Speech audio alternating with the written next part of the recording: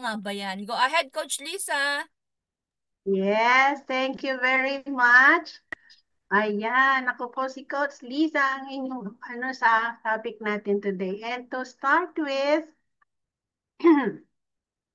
ayan, good morning, good morning. Thank you, Miss Nida. Ayan.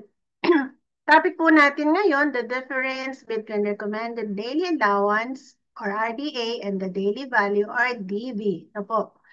Ang difference po nila is that RDA are specific nutrient intake recommendation. Ano po, yung sinasabi na meron kang recommended value for recommended dietary allowance for the day.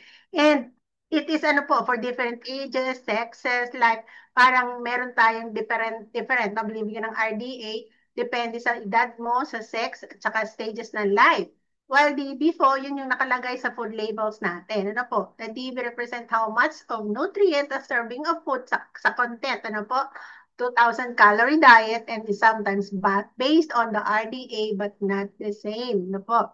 Now, on the next page, ito po si Susan Bowerman, ayan po, no? Siya po ang ating pong topic. She is the Senior Director, Worldwide Nutrition Education and Training Chairperson in the Herbalife Dietary Advisory Board and Outer Nutrition Advisory Board member. Now, before we continue, let me introduce myself po. Ano po? Yan. I'm Coach Liza, 67 years old. Teka lang po. Merong nasingit. Ayan, a retired employee using Herbalife for the past 13 years now. Basically po, enjoying shake, aloe, and tea. Actually, I enjoy all other products. It is for my aging po. Enjoying all other products, my favorite of which are the Nightworks, Lifeline, and Garlic for my healthy aging, and comes with them are our Cellcom, vitamins, and RG, among others. No po. Losing 25 pounds in the process and energetic and healthy me after, times na tumataas po, bumababa, na po. We know how to balance and get back in shape. Sa right side, uh, in shape. Sa right side po, resulta yan ng tumalsik na mantika, no po, na thanks heaven, using the right nutrition, na wala po ni bakas o pilat ng nangyari. Ano po, ayan, kita nyo naman din sa screen. Ano po, having these results, di ka na magdududa sa resulta ng product natin o effect ng program sa katawan natin. And having sa tuwing linggon po, meron tayong PDT para naman po sa soul natin at sa ating kabuuan. Ano po? Yan. To continue, before Herbalife, I used to be a unit head, ano po, sa Insurance Accounting Department sa Malayan Insurance where I work. I enjoyed my work, my co-employees, the company itself, but can't hide the fact that after work, I feel exhausted. No po. And happy that I found Herbalife when I was still working. Nagkaroon ako ng clear vision that I won't problem my health when I get older or retire. Na ngayon nga po, ini-enjoy ko po. Ano, true enough, na aside from the best nutrition knowledge I got, I now have extended family in you all. But with this community of ours, and I was able to share the goodness of the product, the possibility of changing lives depending on how much you devote your time helping others appreciate our concern. Oh, yan. And with that, with all these possibilities, positive things, I thank God, Herbalife, and all of you na tumulong sa akin to who I am now sa health ko. Okay, all right. Let's proceed po. Ayan, ito naman po, nakikita nyo, meron ako nilagay na nutrition fact. Label po yan. Ano po, then sa kanan po, nakita nyo serving size, nutrition to get more. Kasi po, RDA is a specifically set daily nutrients intake for most healthy people and various age na. Sabi ko nga kanina, ano, yung DB naman po, ayan, nakasulat dyan, nakikita niyo po kung ano ba yung calorie na kinukuha natin sa isang produkto. Kasi bawat product nakakakita kayo ng calorie content. May 63 by 100. Depende po sa kung ano yung binibili nyo. Ano po. And ano yun po, no? If you were to pick up food packets, check the nutritional facts panel, you see a column next to the list of nutrients that says percentage value. Ano po, ayan. They are also established to meet the needs of all healthy adults based on 2,000 and 2,500 diet. Ano po. On the contrary, conversely, the RDA are much more specific than daily values. There are RDAs for men and women and even further values depending sa age group po natin. Hindi ko mo tao ka, ganyan, pwede ka nang magkaroon ng recommended daily allowance. Ano po, depende sa edad nga natin. Ano po, nagkakadepende yon sa ganon. Okay. Now, meron po tayo dito sa susunod na slide, yung pong difference between RDA para mas maintindihan po natin. Ano po, ano ba yon? Sabi nga nila, serves as an individual nutrition goal for average nutrient intake over time. Yun po yung RDA. Ano po? Tapos, sino bang gumawa sa kanila? Yun po, it was developed by the Food and Nutrition Board of the National Academy of Sciences. Ano po? Tapos yung variability po, ano, kanino ba ginagawa to? Kanino ba ina-apply ang RDA? Ano po? To different age, sex, and life stages such as pregnancy or lactation or lactating parents. Anong purpose? May purpose po siya, no? An amount of nutrients sufficient to meet the needs of almost all healthy people in specific age and sex group. Ano po? Kasi nga, ang ano natin, yung RDA is more specific. Depende sa RDA, yung kukunin mong value, no? Daily value. And then sa next slide po, nandiyan naman yung about the value. Ano po, yan. Shows the percentage, the daily value in serving of food supplement, indicating yung contribution niya doon sa kailangan mo, doon sa nasa laman nung binibili mo. Ano po? Sino ba naman gumawa nito? Ano po? Bakit nagkaroon ng daily value? In-establish po siya ng US Food and Drug Administration. Ano po? Anong kailangan? Sino po ang gumagamit sa kanya? No? For most nutrients, there is one DV for the general adult population, but variation exists for infants, young children, and pregnant lactating women. So, kailangan po maging ano kayo sa tawag dito, maging mapanuri kayo sa binibili nyong product. Any product na may DV, na kung ito ba applicable, no? Kung sino yung ibinibili nyo para kanino, kailangan po mag-specific kayo dyan sa DV natin sa labas ng label ng ating mga binibili. Ano po?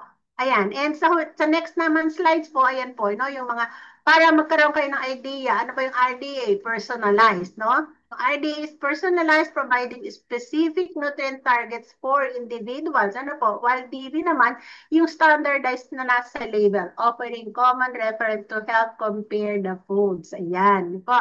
And ito naman po, sa next naman po natin, yan po yung mga listahan. Ano po? Mga listahan ng different nutrients, kumbaga kung paano natin, kung meron silang listahan, kanya-kanya, ano sa age group po natin yan yung specific or pwede nyo sundin ang mga recommended allowance. Ano po, yung screenshot them, ano po, kasi sa susunod naman po, yung mga nakasulat dyan, ano po, yung mga nakasulat dito, yung mga specific na nutrients, nasa kabila po yan, nasa next at saka sa next pa po, i-screenshot nyo po para at least magkaroon kayo ng idea ano ba yung kailangan, bakit ba kailangan ko ng ganitong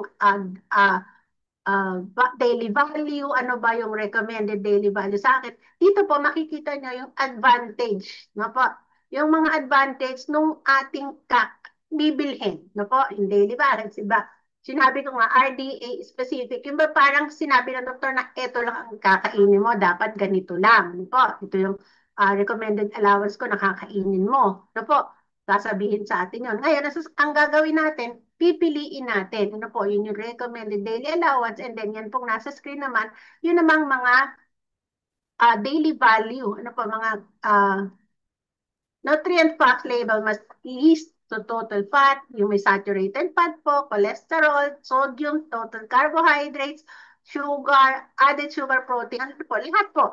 Well, the actual amount and the percentage of DB, potassium must be listed. Other vitamins and minerals may be listed voluntarily by the manufacturer.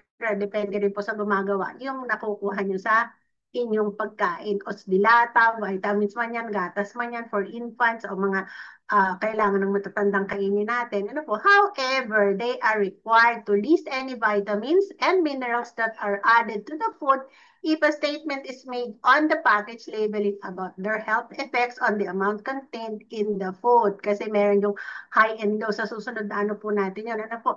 Ayan, similarly, the supplement facts label is required to the list the same nutrients as the nutritional facts. No po? Ayan, ito pong nakikita nyo sa screen, yan po, ano po, merong mga explanation, ano po, kumbaga, para mas maintindihan ba natin, look at the calorie niyan po, 230. Ano po, yung percentage value niya show how much a nutrient in a serving of food contributes to a total daily diet, kung anong pangangailangan natin. Kaya, pinakamaganda talaga, once na namimili tayo, titingnan natin yung mga nakasulat, no po, kasi merong makikita tayo dyan, high and low. Ayan. And sa next level, then, next slides po, ayan naman, no po. Even if your diet is higher, lower in calories, you can still use the DV as a guide. Nagiging guide po natin katulad yan. Meron po kayo dyan na, yan, madami dapat nito, konti nito, enough of this, ayan, nakikita niyo po dyan. Ano po? Ayan. And next slide naman po, makikita naman natin yung advantage. Ano po? Advantage ng knowing yung RDA. At paano ba yun? Ano ba sila? Understanding recommended daily value helps individual make informed dietary choices to meet their nutritional needs and prevent deficiency. So, kailangan po, kumbaga, lalo na mga nagda-diet dyan, yung mga pangangailangan ng bata, hindi ko maganda, sabihin ng iba maganda to, ganyan-ganyan. Pero yung daily value niya, attrition niya, hindi naman maganda. Ano po? Advantage ng knowing nito, yan, personalized nutrition. Kasi po ang RDA provides a target for individual nutrient intake based on age, no po, may enabling tailored dietary planning. Ano po, kaya kumbaga kung ano yung kailangan mo, yun ang bibigay, yun ang kukunin mo na RDA. Kung konti lang ang daily value niya, dadagdagan mo kasi depende nga doon sa recommended para sa iyo. Ano po? Ayun, sa disease prevention naman, meeting RDA can help prevent nutrient deficiencies and associated health problems. So, kailangan malaman din natin ang RDA mo para hindi ka sumobra or kumulang. Talagang kailangan natin ng mga health infos para hindi tayo nawawala when it comes to our health pa rin. No po, ayan naman. Informed supplementation, knowing your RDA helps determine appropriate supplement dosage. Yan, ensuring you're not taking too much or too little. Just as I said po, kailangan alam mo talaga yung RDA mo. Nasasabi naman po ng doktor yun eh, kung ano bang kailangan mo, ganito lang, wag sosobra para sa kalusugan natin. Ano po? And yun namang advantage ng DV, yan, simplified nutrient comparison. Yung DV naman po on food labels allows for quick comparison of the nutrients content of the different product. As I said, ayun po, yung calorie 280, nakikita nyo po, daily value dyan sa picture, merong high and merong low. Nakikita po dapat natin yan. Ano po? And then next, yung understanding nutrient density, yung pong percentage DV natin indicates how much of a nutrient is in a serving relative to the daily need, helping to identify nutrient-rich food according to the FDA. So, kailangan maging talagang maano tayo sa laman ng binibili natin. Kasi minsan marami sa ganon, mataas sa calcium, mataas sa ganito, ganyan. Nakikita natin, ano bang kailangan natin? So, kung nabili natin sobra, mataas pala, huwag kainin lahat. Ano po? Yan. Okay. Tapos yung dietary guidance naman po, yung sa DB naman can guide you in making food choices that align with your overall dietary goals in essence.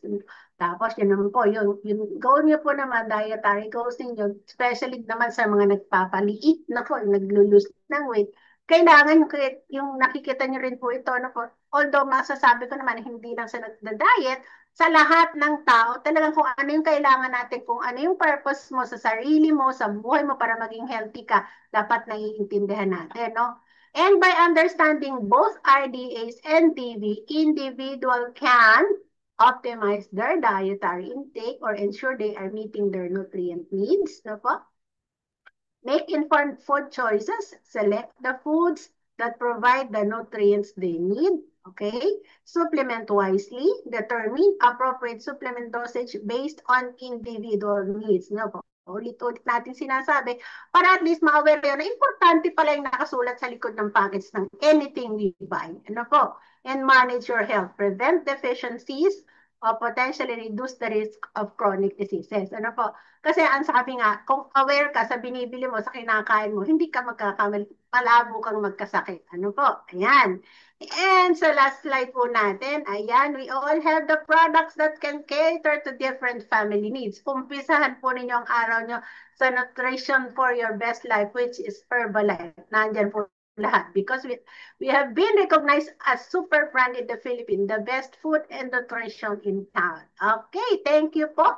And hope nakatulong ko understanding the importance of knowing RDA and DV. Back to you, Coach Noemi. Thank you, darling Coach